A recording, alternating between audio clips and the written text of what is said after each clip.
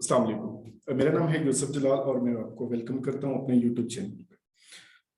अभी रिसेंटली हमने बात की थी 2-3 दिन पहले, उसकी वीडियो लिंक डिस्क्रिप्शन में मौजूद है, इस पे आप देख सकते हैं कि एक न्यूज़ वायरल थी कि जी इसमें डाटा जो है फ्रीज कर दिया गया है प्रीवियस वन, और न्यू डाटा एंटर कर दिया गया है और कंप्लीट डाइवर्सिटी होगी, और जो पेपर लीक आउट थे इस तरह के मामला को निपटने के लिए एक नया डाटा बैंक जो है वो क्रिएट कर दिया गया है।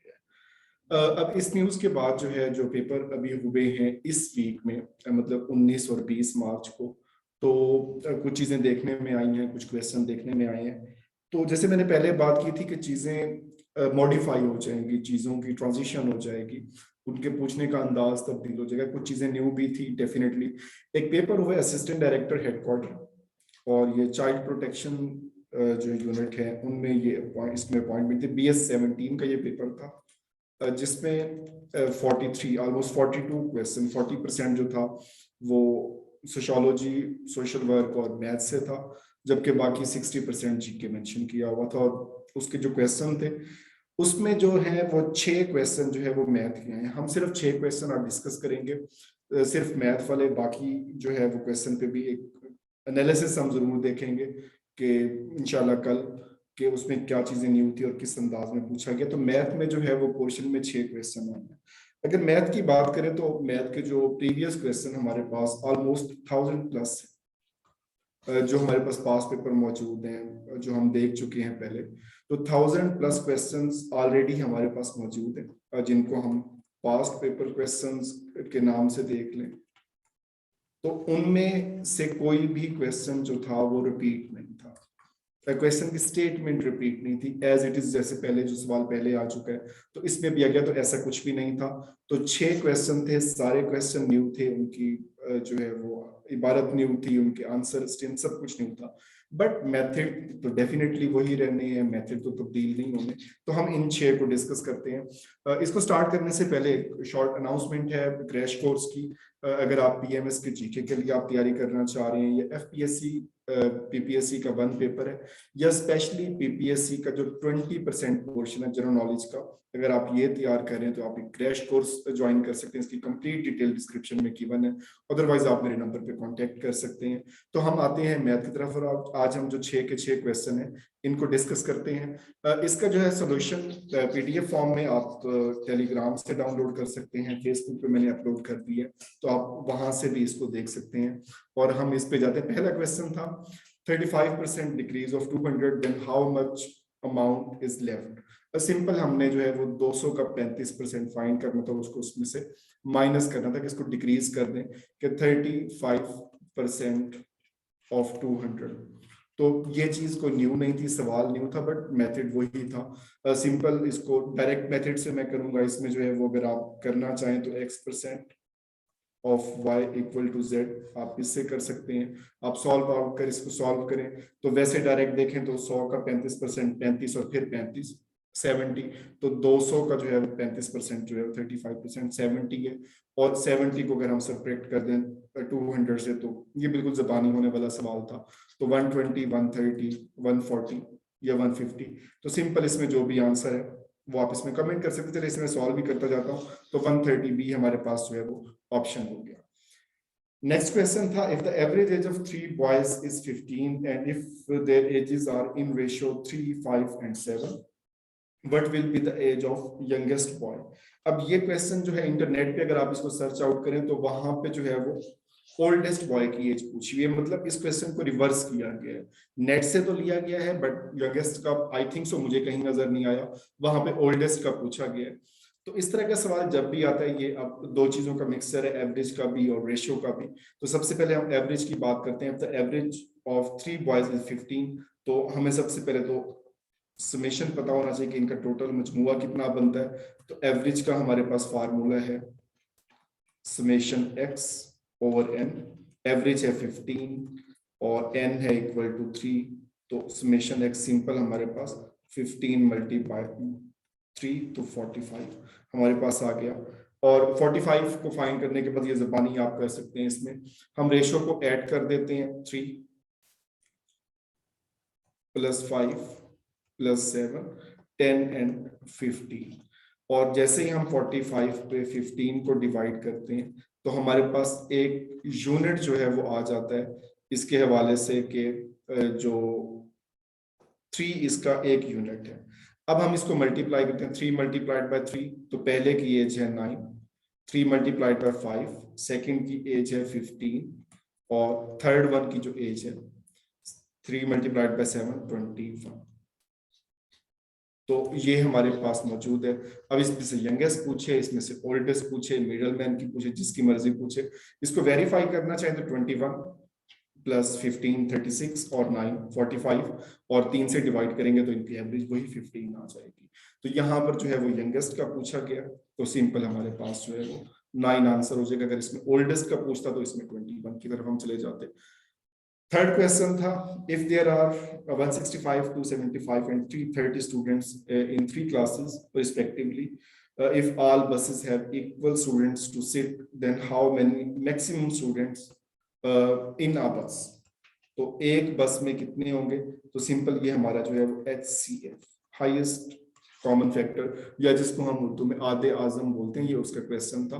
तो हमने सिंपल इन तीनों का आधे आजम फाइंड करना है। जब इस तरह का क्वेश्चन आता है तो हम टाइम अपना जो है वो सेव करने के लिए हम एक रिलेशनशिप देख लेते हैं कि इसमें क्या है। सबसे पहले हम 330 को लेते हैं और 165 से डिवाइड करते हैं, तो ये तो पूरा पूरा इसमें डिवाइड हो रहा है, तो इसका तो मामला ही खत्म हो गया। अब बाकी बचता है 275 डिवाइडेड बाय 161, जस्ट 1 पे इसमें डिवाइड होगा, और बाकी रिमेनिंग बच गया 110। 165 इधर आ जाएगा, अगेन 1, और 110, और हमारे पास बच गया 55 और 110, तो ये 2 से डिवाइड होगा। तो ये अब हमारे पास आंसर है 55, मतलब आते आजम जो इसका हमने फाइंड किया।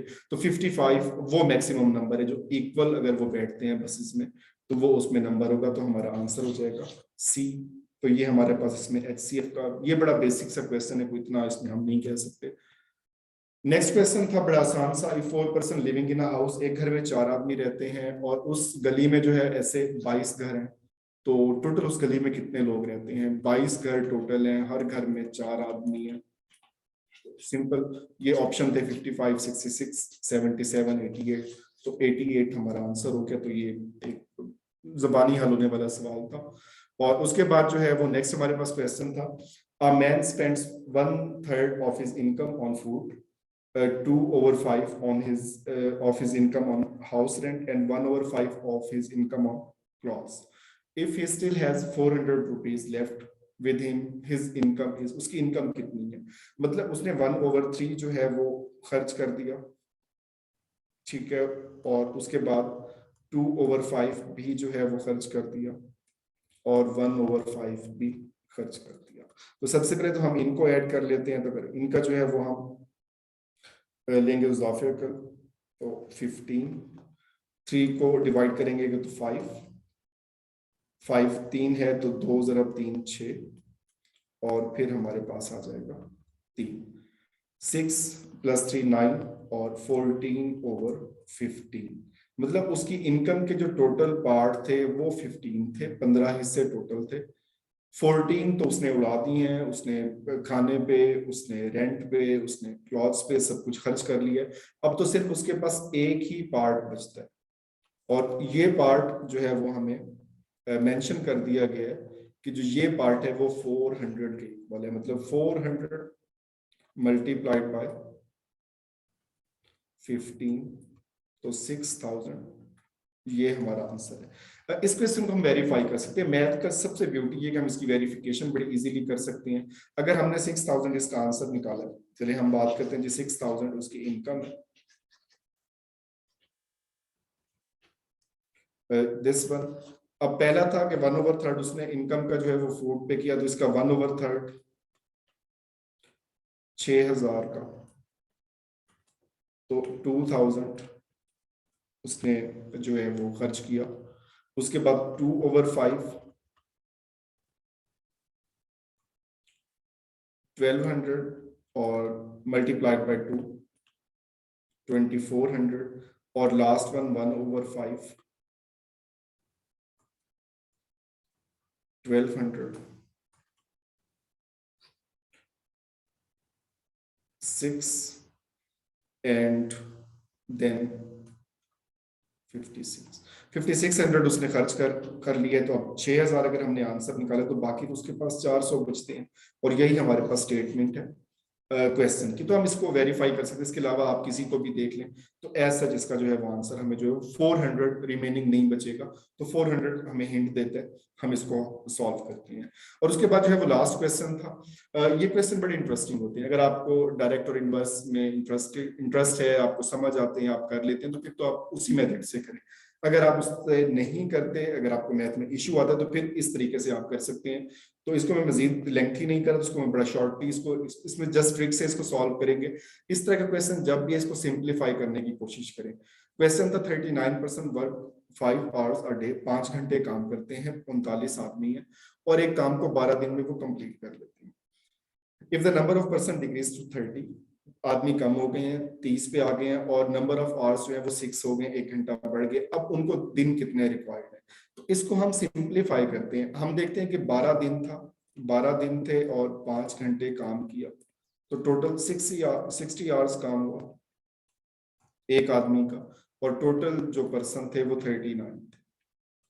6 की बजाय हम 0 हम लिखते थे और 6 से मल्टीप्लाई करते हैं 4, और उसके बाद जो है 23, मतलब जो टोटल वर्क हुआ वो हमारा था 2340 आवर्स, मतलब 2340 घंटे जो है वो टोटल काम किया। ये हमें गिवन है। तो हम जब इसको फाइंड कर लेते हैं तो इसको जो है वो हम साइड पे रख लेते हैं 2340। अब हमारे पास जो नेक्स्ट फाइंड करना है, अब उसके बाद आदमी हो गए हैं 30, और उसके बाद आवर्स हो गए हैं 6, 30 मल्टीप्लाइड बाय 6 180, और हमारे पास 2340 है। 0 को हम वैसे ही खत्म कर देते हैं, और हम 18 से डिवाइड करते हैं। 118, 5 और 4 और 13, 54। इट मींस 13 डेज में वो काम कंप्लीट कर लेंगे। अगर आप डायरेक्ट और इनवर्स मेथड से आप बखूबी वाकिफ है तो डेफिनेटली आप उसकी तरफ जाएं। जब इस तरह के क्वेश्चन हम करते हैं डिटेल में, तो सारे क्वेश्चंस के हम ट्रिक इसमें निकाल लेते हैं, तो इसमें कोई इशू नहीं होता जब हम यूज्ड टू हो जाते हैं। मे बी इसमें आपको समझने में कंफ्यूजन आई हो, क्योंकि हम FIA का सेशन एक मैथ और इंग्लिश का स्टार्ट करेंगे बट रमजान मुबारक के बाद, तो उसमें हम कंप्लीट FIA के असिस्टेंट डायरेक्टर और सब इंस्पेक्टर जितनी भी पोस्ट हैं उनके हवाले से मैथ को इन डिटेल करेंगे, एक एक टॉपिक। तो ये सिंपल एक ट्रिक से किया है। 6 क्वेश्चन थे, सारे के सारे न्यू थे, मेथड सारे पुराने थे, स्टेटमेंट्स चेंज हुई हैं। जिनको मेथड आता है तो उनको ऐसा कोई इशू नहीं था। मजीद अगर आपको क्वेश्चन हो तो आप इसमें कमेंट करें, आप वैसे मुझसे कॉन्टेक्ट कर सकते हैं। Wish you best of the luck. Allah Hafiz.